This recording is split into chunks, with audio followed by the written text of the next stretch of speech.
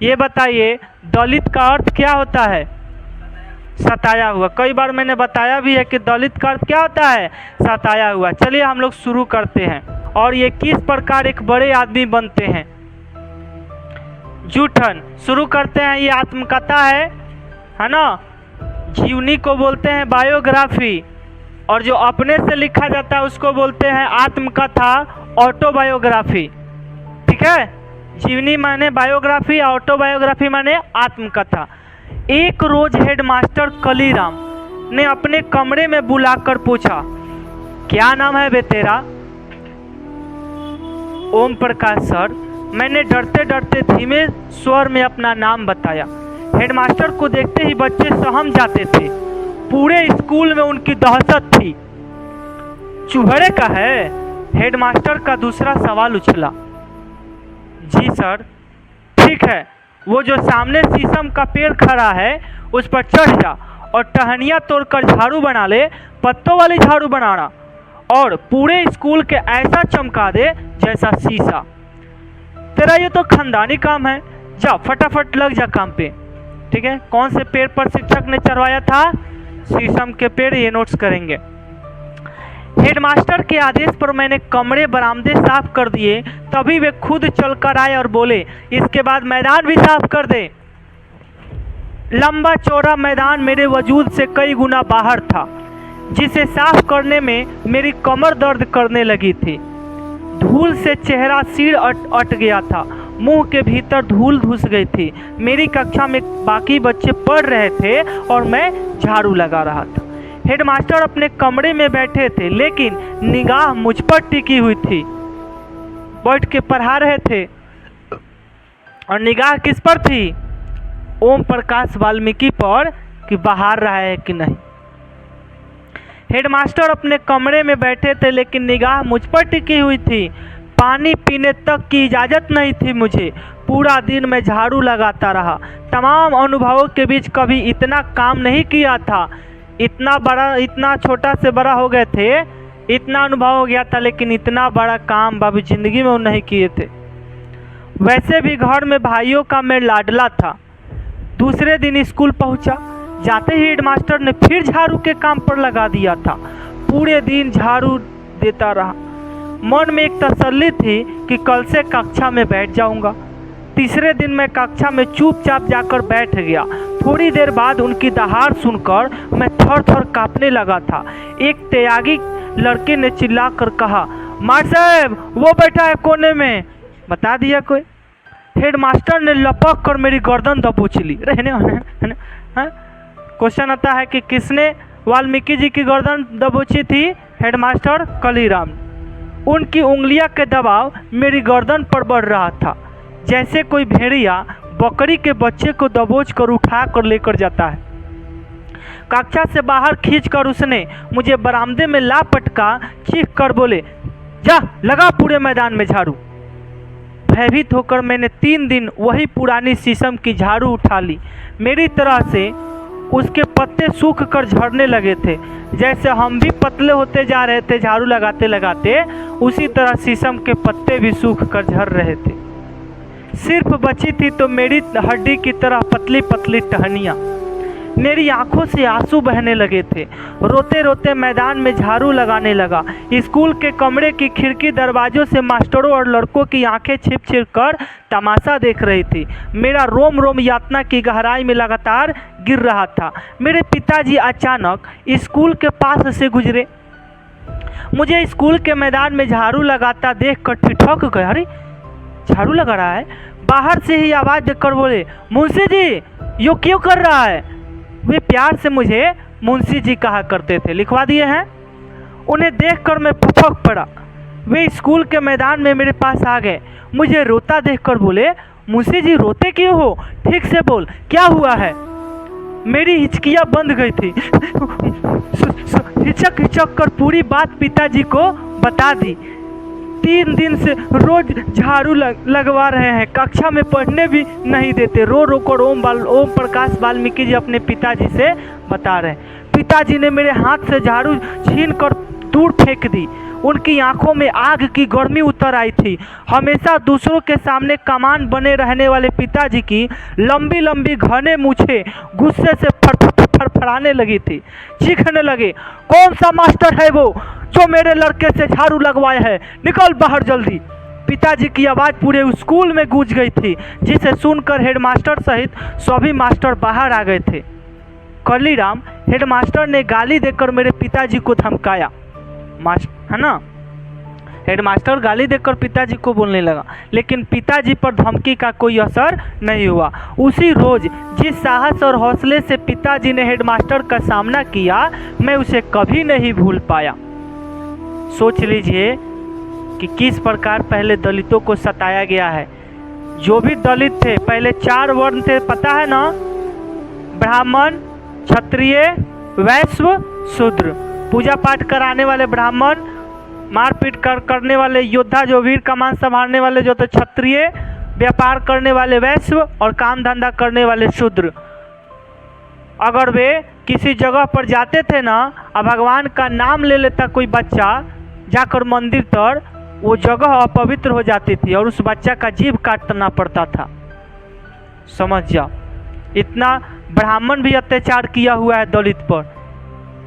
कई ऐसे धर्म हैं, कई ऐसे आपके वंशज हुए जो दलितों को बहुत सताए हैं। एक मूवी भी है द शुद्राज, यूट्यूब पर देख लेना, 3 घंटा का मूवी है। कभी कोई फंक्शन में मिलेगा समय, छठ त्योहार, दिवाली, चाहे कुछ भी, जिसमें लगे कि हाँ पढ़ना मुश्किल है, उसमें निकाल कर वो देखना, बहुत मोटिवेशन और जानकारी मिलेगी इतिहास का, कि दलितों को किस प्रकार सताया गया है और क्यों आज सरकार दलितों को इतना आगे उठाने के लिए कर रहा है।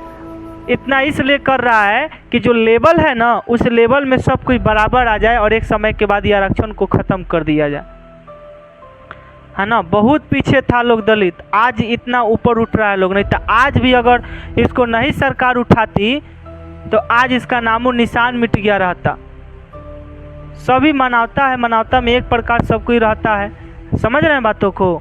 तो दलित समझ लो, उस समय था ना, ओम प्रकाश वाल्मीकि देख लो, पढ़ने टीचर नहीं देता था, झाड़ू लगवाता था।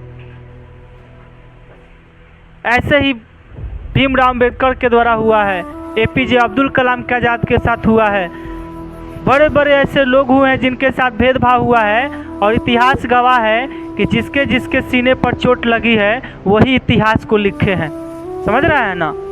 चलिए, APJ अब्दुल कलाम हो गए, भीमराव अम्बेडकर हो गए, ओम प्रकाश वाल्मीकि हो गए, है कि नहीं। तो यही बात हुआ। आगे चलते हैं। पहला आपका ये ख़त्म हुआ। मेरी माँ मेहनत मजदूरी के साथ साथ 8-10 तगाव यानी हिंदू मुसलमान जो होते थे उनके घर तथा घेर, मर्दों का बैठक खाना जहाँ मवेशियों को बांधने का एक जगह होता था, उनके यहाँ साफ सफाई में काम करती थी। इस काम में मेरी बहन, बड़ी भाभी तथा जसवीर और जनेश्वर, 2 जो भाई थे, माँ का हाथ बटाते थे। बड़ा भाई सुखवीर तगाव के यहाँ वार्षिक नौकर की तरह काम करता था। समझ में आ रहा बात को।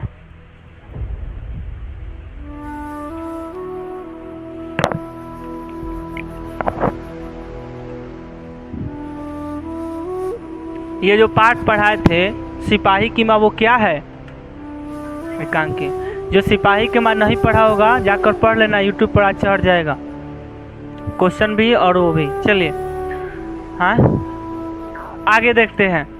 तो ओम प्रकाश वाल्मीकि की माँ क्या करती थी, हिंदू मुसलमान लोगों के घरों में जाकर साफ सफाई करती थी, और जहाँ गाय भैंस ये सब बांधा जाता था, मर्दों का उठक बैठक था, वहाँ भी साफ सफाई करती थी।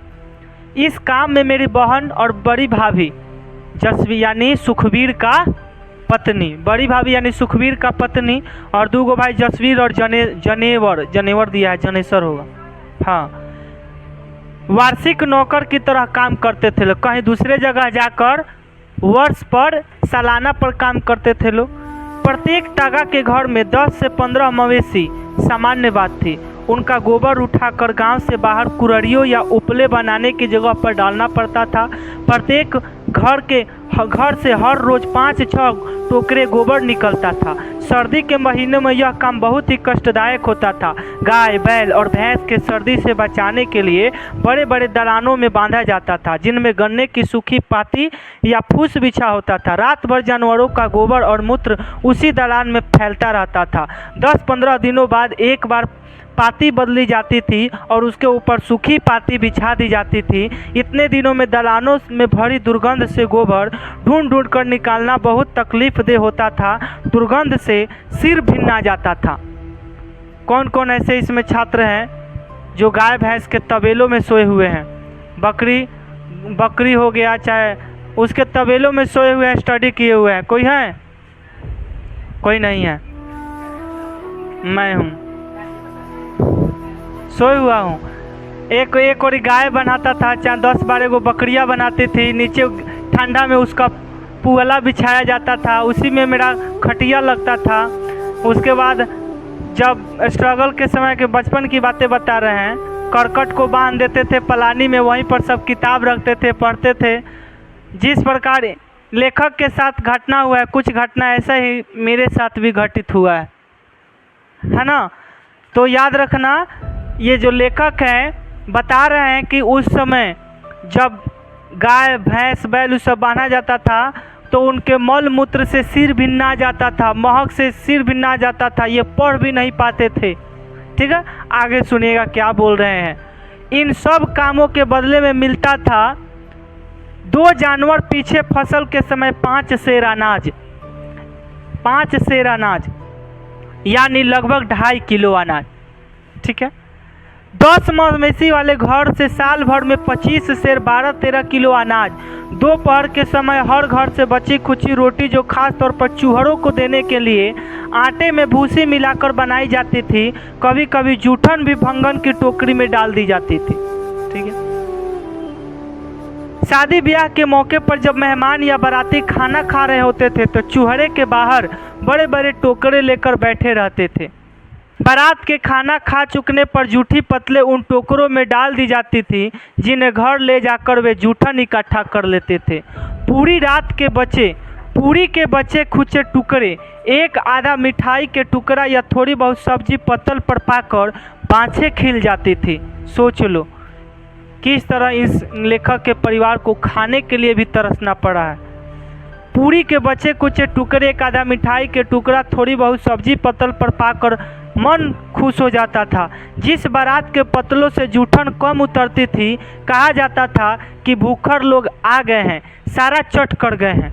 अक्सर ऐसे मौके पर बड़े बड़े बूढ़े ऐसी बारातों का जिक्र बहुत रोमांचक लहजे में सुनाया करते थे कि उस बारात से इतनी जूठन आई कि महीनों खाते रहे थे। एक वाक्य हम बताए भी थे तुम लोगों को कि जब हम लोग 10th का एग्ज़ाम देने गए थे, 5, 6, 10 स्टूडेंट मैंने दोस्त लोग, तो दिन का तो भोजन इकट्ठा कर लेते थे, लेकिन रात में हम लोग चले जाते थे मैरिज हॉल में। खूब, हाँ, उस समय ब्याह वाला कहती होता था मैरिज हॉल में। सुबह का पैसा मम्मी घर पे बहुत कम दी थी, जाओ इसी में परीक्षा देकर चले जाना, देना है तो दे दो, ना तो छोड़ दो। ऐसी परिस्थिति थी हम सब के साथ। उसी में का मेरा एक दोस्त IIT इंजीनियरिंग करके अभी UPSC की तैयारी कर रहा है, एक दोस्त नेवी में है ना। जो पारिवारिक संपन्न थे, थोड़ा सा साहस बढ़ाया, लोग आज कैरियर बनाकर अपने स्थान पे हैं। तो हम लोग भी उसी तरह शाम में जाते थे मैरिज हॉल में, जाकर खूब खाना पीना खाते थे। बस हम लोग को जब हम लोग बुड़बक बना देते थे ना वहाँ के दरवान को, तो हम लोग को हंसी आ जाती थी। ऊपर जाकर खाते थे, खूब हंसते थे कि कैसे बुड़बक बनाया। जब जोर जोर से हंसते थे तो पहचान लेता था सब कि कहाँ से आया सब। आधा खाते आधा छोड़कर हाली दिन भागते थे आ जाकर स्टडी करते थे लोग। हाँ, तो उसी समय जब इस प्रकार उन लोग को भोजन मिलता था भाई, तो उनको मन में बहुत खुशी मिलती थी। पत्तलों से जो पूरियों के टुकड़े इकट्ठे होते थे उन्हें धूप में सुखा लिया जाता था। चारपाई पर कोई कपड़ा डालकर उन्हें फैला दिया जाता था। अक्सर मुझे पहरे पर बैठाया जाता था, ओम प्रकाश वाल्मीकि को, क्योंकि सूखने वाली पूरिये पर कौवे, मुर्गिए, कुत्ते अक्सर टूट पड़ते थे। जरा सी भी आंख बची कि पुड़िया साफ, इसलिए डंडा लेकर चारपाई के पास बैठना पड़ता था। ये सूखी पुड़िया बरसात के कठिन दिनों में बहुत काम आती थी। सोच लो, खाने को बहुत दिक्कत होता था। जो बरसात जो गर्मी में सुखा लेते थे लोग पूरी ना, उसको रख देते थे लोग, उस पर कुछ मसाला वगैरह डालकर, जैसे केंगा अचार होता है रख देते हैं, बहुत दिनों तक खराब नहीं होता है, उसी तरह वो रख कर बरसात में वो लोग खाता था लोग। सुनो, उन्हें पानी में भिगो कर उबाल लिया जाता था। उबली हुई पूरियों पर मरीच मिर्च और नमक डालकर खाने में मज़ा आता था। यानी सुखा कर रख दिए और फिर उसको उबाल लिए, उबाल कर पूरी निकाले, फिर उसमें मिर्चा नमक डालकर तेल और प्याज जोड़े खाते थे। सोचो अब ना आप देखो, बड़े बुजुर्गों के पास बैठोगे ना, आप मोमोज पिज़्ज़ा बर्गर ये सब खाने लगोगे तो तुमको असली मायने खाने का तुमको बता देंगे कि वो अपने ज़माने में क्या खाए हुए हैं। क्या बताएंगे कि नहीं, हम नमक को रोटी खा कर 10 दिन सतुआ खा कर ये मोमोज या पिज़्ज़ा बर्गर खाता रहो सर है, 2-4 गो गालियों सुन के मिल जाए। आई उन्हीं के घर में जो दादा दादी पहले के ज़माने में अभी होंगे, खूब कहूँचेंगे लोग उनके सामने। खिलाओगे ना कि दादाजी खाइए ना, तो बहुत बोलेगा लोग, क्योंकि वो जानता है कि ना ये सब खाने से उनको नुकसान होगा। आगे देखेंगे, कभी कभी गुड़ डालकर लुगदी जैसा बनाया जाता था, जिसे सभी चाव से खाते थे। गुड़ डालकर लुगदी गोला करके पूरा एकदम लड्डू जैसा खाता था। आज जब मैं इन सब बातों के बारे में सोचता हूँ तो मन के भीतर कांटे जैसे उगने लगते हैं। सोच लो, आज जब लेखक बड़े ओहदे पर घर द्वार सब संपत्ति और आज के युग के भोजन वो पा रहे हैं, तो अपने उस परिस्थिति को सोचकर कांटे जैसे उनके दिल में चुभ रहा है कि कैसे हम परिस्थिति से गुजरे हैं और मुझे कोई देखने वाला नहीं था। आगे सुनेंगे, दिन रात मर खपकर भी पसीने की कीमत मात्र जूठन मिलती थी, फिर भी किसी को कोई शिकायत नहीं, कोई शर्मिंदगी नहीं, कोई पश्चाताप नहीं। मान लो कि आपको किसी के घर में खाने को है, किसी के घर में नहीं है, जो मिल रहा है ईश्वर की कृपा है, उसी में जियो। समय के साथ आप धैर्य बनाए रखो, मेहनत करते रहो, सब कुछ मिल जाएगा। समय से पहले चिंता करोगे, डिप्रेशन धरेगा, बीमारी धरेगी, सारा पैसा लग जाए, कुछ मिलबो ना करे। जब मैं छोटा था माँ के साथ जाता था, माँ पिताजी के हाथ बटाने। तगाव त्यागियों को खाने को देखकर अक्सर सोचा था कि हमें ऐसा खाना क्यों नहीं मिलता है। आज जब सोचता हूँ तो जी मितलाने लगता है, चक्कर आने लगता है। अभी पिछले वर्ष मेरे निवास पर सुखदेव सिंह त्यागी का पोता सुरेंद्र सिंह त्यागी आया था, किसी इंटरव्यू के सिलसिले में। गांव से मेरा पता लेकर आया था, रात में रुका। सोच लो बुआ, सुरेंद्र सिंह थे, ऐसे कौन है, सुखदेव सिंह का पोता सुरेंद्र सिंह। जब ये बड़ा आदमी हो गए हैं तो इनके पास ही आया हुआ है। अब ये थोड़ा सा सुनना इनकी कहानी। सुखदेव सिंह का पोता कौन, सुरेंद्र सिंह, किसके घर आया हुआ है, ओम प्रकाश वाल्मीकि, जो अब बड़े हो गए हैं। सुनिएगा, रात में रुका, इंटरव्यू देने के सिलसिले में रात में रुका। मेरी पत्नी ने उसे यथासंभव अच्छा खाना खिलाया। खाना खाते खाते वह बोला, भाभी जी आपके हाथ का खाना तो बहुत ही जायकेदार है, हमारे घर में तो कोई भी ऐसा खाना नहीं बना पाता। उसकी बात सुनकर मेरी पत्नी तो खुश हुई, लेकिन मैं काफ़ी विचलित रहा। बचपन की घटनाएं स्मृति का दरवाज़ा खटखटाने लगी। सोच लो, ये वही सुखदेव सिंह त्यागी थे जिनके ब्याह में इन वाल्मीकि जी के पिताजी गांव भर से घूम घूम के चौकी इकट्ठा किए थे। अब मांगे कुछ खाने के लिए ना, तो कुछो नहीं दिया, कहे कि जाकर जूठन खो, लात मार के आ जाकर जूठन दिया था। रो रो कर जूठ खाया था उसका मम्मी या पापा। आज वही देखो कि उसी का पोता ओम प्रकाश वाल्मीकि के घर आकर एकदम बढ़िया बढ़िया भोजन खा रहा है, आ कह रहा है कि एकदम आपका खाना तो जायकेदार है, ऐसा खाना तो हमारे घरों में ना बने। यही सोचकर वो सोच रहा है कि एक समय था कि जब हम खाने के लिए इसके यहाँ तरसते थे, एक समय है कि ये मेरे यहाँ खा कर कह रहा है कि क्या खाना है। तो बात याद आ गई, सुरेंद्र जब पैदा भी नहीं हुआ था, उसकी बड़ी बुआ यानी सुखदेव सिंह त्यागी की लड़की की शादी थी। उनके यहाँ मेरी माँ सफाई करती थी। शादी से 10-12 दिन पहले माँ पिताजी ने सुखदेव सिंह त्यागी के घर से आंगन लेकर बाहर तक अनेक काम किए थे। बेटी की शादी का मतलब गांव भर की इज्जत का सवाल था, कहीं कोई कमी न रह जाए। गांव भर की चरपाइयों को ढो ढो कर इकट्ठा किया था पिताजी ने मेरे। बारात खाना खा रही थी, माँ टोकरा लिए दरवाजे से बाहर बैठी थी। मैं और मेरी छोटी बहन माया माँ से सिमटे बैठे थे, इस उम्मीद के कि भीतर से जो मिठाई और पकवानों की महक आ रही है वह हमें भी खाने को मिलेंगे। जब सब लोग खा पी कर चले गए तो मेरी माँ ने सुखदेव सिंह त्यागी को ढलान से बाहर आते देखकर कहा, चौधरी जी, ईब तो सब खाना खा के चले गए, हमारे जागतों को भी एक पत्तल पर कुछ रख दे दो, वो भी तो इस दिन का इंतजार कर रहे थे। सुखदेव ने जूठी पत्तलों से भरे टोकर की तरफ इशारा करके कहा, टोकरा भर के तो जूठन ले जा रही रे हैं, और ऊपर से जागतों के लिए खाना मांग रही है। अपने औकात में रह चोरी, उठा टोकरा दरवाजे से चलती बन, है ना। डांट दिया, बोला कि अपनी औकात में रह, उठा भाग यहाँ से। उन दिनों में 9वीं कक्षा में था। घर की आर्थिक हालत कमज़ोर थी। एक एक पैसे के लिए परिवार के प्रत्येक सदस्य को खटना पड़ता था। मेरे पास पाठ्य पुस्तक हमेशा कम रहती थी। दोस्तों से मांग कर काम चलाना पड़ता था। सेम सिचुएशन भाई, है ना। हम भी जब 9th क्लास में थे तो मेरे एक सर जी थे हाई स्कूल के, किताब का पैसा नहीं था, माँ से मांगा कि 9th का पूरा किताब किन दो, नहीं किन थे। सर एगो थे, पढ़ने में अच्छे खासे थे। सर से बोले कि सर किताब नहीं है मेरे पास 9th का, थोड़ा कि सेकेंड हैंड दिलवा दीजिए। तो अपने पाल से उन्होंने 900 रुपया हमको दिया था, 900 से 1200, और बोला कि जाइए किताब किन लीजिए, सब पढ़ लेना, तो रख लेना या हमको दे देना। सर हमको 1200-1300 दिए। अपर स्कूल में उनका घर थी था बसंत में था, है ना। 900 की 1200 रुपया दिए हमको। उस किताब से मैंने 9th का किताब खरीदा था और पूरा पढ़ा। उसके बाद पढ़ने के बाद उस समय पढ़ा रहा था कोचिंग, तो उतना पैसा नहीं हो पा रहा था कि किताब खरीद पाए, बस कोचिंग भर चलाता था, है ना। हम मम्मी से जब मांगते थे पैसा तो बाबूजी से लड़ने लगती थी बाबूजी मम्मी से, मम्मी जी बाबू से, कहे कि ते पैसा दे तते पैसा दे। मम्मी जी कहती थी कि ते पढ़ाओ तेरे तते दे, है ना। बाबूजी कह रहे कि तू पढ़ाओ तेरा तो तू दो। अब इसी झंझट में हमारा दिमाग खराब हो जाता है, बैग छोड़ हटा, हम नहीं मांगेंगे, है ना। लेकिन जो आता था फिर सबसे पहले क्लास में सर जी का पैसा हम ही देते थे, रितिका की तरह पैसा सबसे पहले हम ही जमा करते थे। तो 9th का सर हमारे पैसा दिए, आज भी पूछते रहते हैं कि क्या कर रहा है, क्या, है ना। वही सब पूछते रहते हैं कि आगे क्या होगा क्या नहीं। तो 9th का हमको दिए, तो उसी तरह हमको भी एहसास हुआ कि भाई सबकी परिस्थिति एक जैसी नहीं होती। अगर मेरे साथ कोई मदद कर रहा है तो हम भी किसी का ज़रूर मदद करें, है कि नहीं।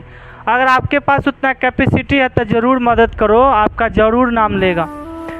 तो इनको जब ये 9वीं क्लास में थे तो इनको भी पढ़ने की उस तरह किताबें नहीं थी। दोस्तों से मांग कर क्या करते थे, पढ़ते थे। और कोई बुरी बात नहीं है तो मांगो दोस्त से या किसी से कहो, शर्माओ नहीं। मैं बार बार कहूँ, मेरा ये टैग लाइन भी है कि जो कैलक शरम होकर फुटल करम। मांगो, एक बार मुंह खोलो, होगा तो होगा, नहीं होगा तो नहीं होगा। कोई बुरा काम तो नहीं कर रहे हैं उसके साथ, गाली गलौज तो मारपीट तो नहीं कर रहे हैं। बस ये कि एक बार तुमने कहा तो सही, है ना। चलिए, तो 9वीं क्लास में जब थे वाल्मीकि जी तो इनके पास क्या नहीं था, पुस्तकें नहीं थी। अरे फाटा पुराना भी रहेगा तो चलेगा, पढ़ने के लिए किताब चाहिए, है ना। नहीं था तो दोस्तों से मांग कर कामें चलाते थे। एक एक पैसे के लिए परिवार के प्रत्येक सदस्य को खटना पड़ता था। आज भी ऐसा कोई बच्चे होंगे जो मार्केट में जाकर या कोई दुकान या कहीं काम करके स्टडी कर रहे होंगे, तो उसका मतलब वही निकलेगा बाबू, जब आप तुम कुछ पाओगे तब, न तो ये सब एक सपना की तरह मिट जाएगा, हवा में उड़ जाएगा। चलिए, मेरे पास पाठ्य पुस्तक हमेशा कम रहती थी। दोस्तों से मांग कर काम चलाना पड़ता था। कपड़ों की भी वही स्थिति थी, जो मिल गया वही पहन लिया, जो वक्त पर मिला खा लिया। उन दिनों गांव में मरने वाले पशुओं को उठाने का काम भी चूहरों के जिम्मे थे। जिसके घर में जो काम करता था उसके मरे वही पशु उसी को उठाने पड़ते थे। सोच लो, जो जेकरा घर में काम करता था उसी को। अब आज भी देखता होगा सब, जो है ना, गांव में बड़े बड़े जो होते हैं लोग, गाय मवेशी, उसका खाल उधेड़ कर लोग बेचता है। उसके जो घर में काम करता है या बोल दी जाती है कि जाओ उसको उठा कर ले जाओ, उसका खाल निकालता है लोग, सींग निकालता है लोग, कोई काम करता है लोग, दफना देता है लोग। जो मिल गया वही पहन लिया, जो वक्त पर मिला खा लिया। तो बता दिए जिस घर में जो काम करता था उसके मरे हुए पशु भी किसको उठाने पड़ते थे? उसी को। इसके बदले कोई मेहताना या मजदूरी नहीं मिलती थी। एक गाय, बैल या भैंस को उठाने के लिए 4 से 6 लोगों की ज़रूरत पड़ती थी। जिसका मवेशी मर जाता था उसे जल्दी लगी रहती थी, इसलिए वह बार बार बस्ती में आकर चिल्लाता था, देर होने पर गालियाँ बकता था। उठाने वाले को इकट्ठा करने में अक्सर देर हो जाती थी। मरे हुए पशुओं को उठाना बड़ी कठिन काम होता था। उसके अगले पिछले पैरों को रस्सी बांधकर बांस की मोटी मोटी बाहियों से उठाना पड़ता था। इतने श्रम में साध काम के बदले उसे मात्र गालियां मिलती थी। कितने क्रूर समाज में रह रहे हम, जहां श्रम का कोई मोल नहीं है, बल्कि निर्धनता को बरकरार रखने का एक षड्यंत्र ही था यह सब। मरे हुए पशु की खाल मुजफ्फरनगर के चमड़ा बाजार में बिक जाती थी। याद रखना, कहाँ बिकता था? जहाँ जन्म हुआ था। उन दिनों एक पशु की खाल 20 से 25 रुपये में बिकती थी। आने जाने और मरे हुए पशु को उठाने की मजदूरी देकर मुश्किल से एक खाल के बदले 10-15 रुपये उनके हाथ आते थे। तंगी के दिनों में 10-15 रुपये भी बहुत ही रकम दिखाई पड़ती थी। चमड़ा खरीदने वाला दुकानदार खाल में बहुत मीन मेख निकालता था। बोलता था कि चमड़ा कटल है, नहीं लेंगे, इसमें कीड़ा लग गया है, रुई उखड़ रहा है तो नहीं लेंगे। कट फट जाने पर खाल बेकार हो जाती थी। खाल को निकालते ही उस पर नमक लगाना पड़ता था, वरना दूसरे दिन खाल खराब हो जाती थी, जिसे दुकानदार खरीदने से मना कर देता था। एक रोज ब्रह्मदेव तागा का बैल खेत से लौटते समय रास्ते में गिर पड़ा। ठीक है भाई, उठ नहीं पाया, मर गया। कुछ ही देर बाद ब्रह्मदेव ने हमारे घर खबर दी थी। पिताजी और मुझसे बड़े भाई जनेश्वर उस रोज किसी रिश्तेदारी में गए थे। घर पर माँ, मेरी बहन माया और सबसे बड़े भाभी देवी ही रहती थी। जसवीर उन दिनों देहरादून में था, मामा के पास। माँ परेशान हो गई थी, बैल की खाल उतारने किसे भेजें?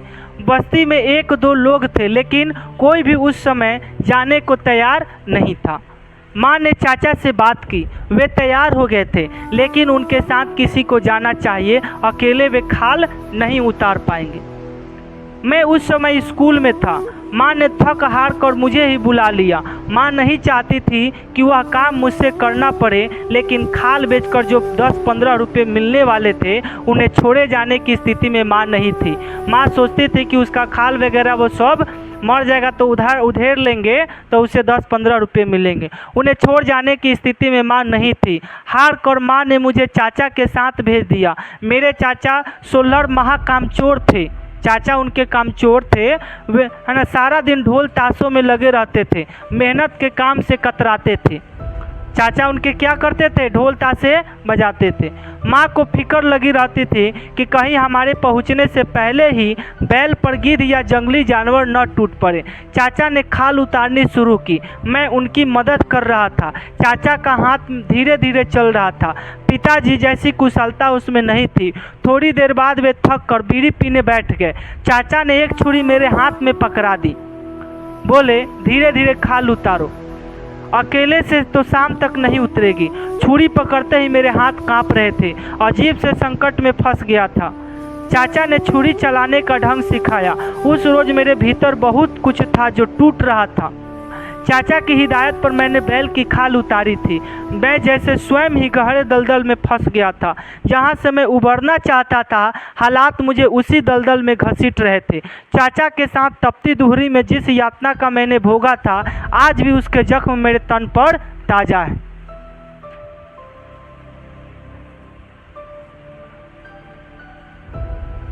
जैसे जैसे खाल उतर रही थी, मेरे भीतर रक्त जम रहा था।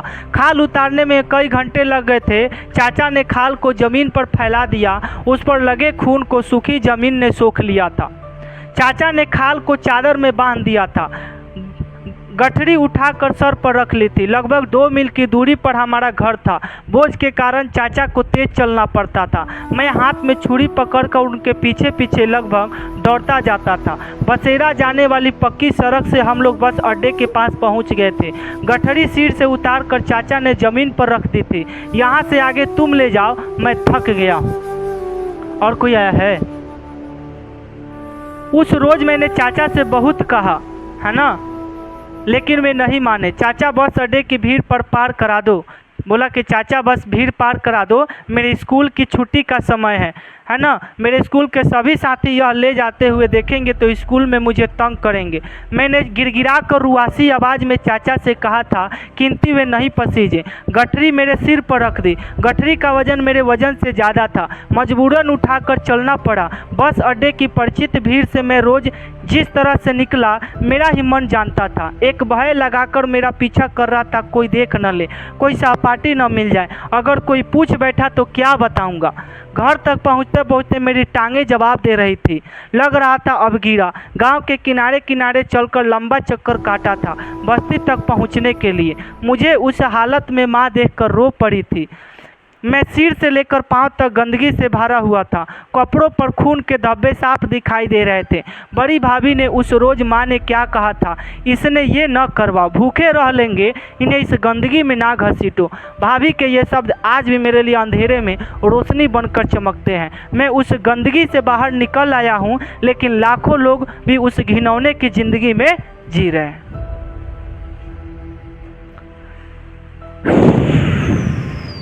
बात समझ में आया? सुनिए, तो ये वही जूठन है। तो कोई कर्म है भाई, अगर शुरू से ही आप पेशा से जुड़ गए तो उसको बुरा मत मानो। आपके समय, आपके हालात भी वैसा है, एक न एक दिन तुम निकलोगे, भगवान तुम्हारे कर्म का फल देता है, ठीक है। इसलिए इस पाठ से यही शिक्षा मिलती है कि आप जिस समय जिस हालात में हैं लगे रहिए, अपने उस हालात को, है ना, बुरा मत आकिए। चाहे कोई भी कुछ भी कहे कि तुम ये होगे, तुम ये हो जाओगे, क्या बात समझ रहे होगे? तो चलिए अगले नेक्स्ट दिन अगला इस विषय को क्वेश्चन आंसर करते हैं। कल संडे है ना, जन्माष्टमी नहीं ना है?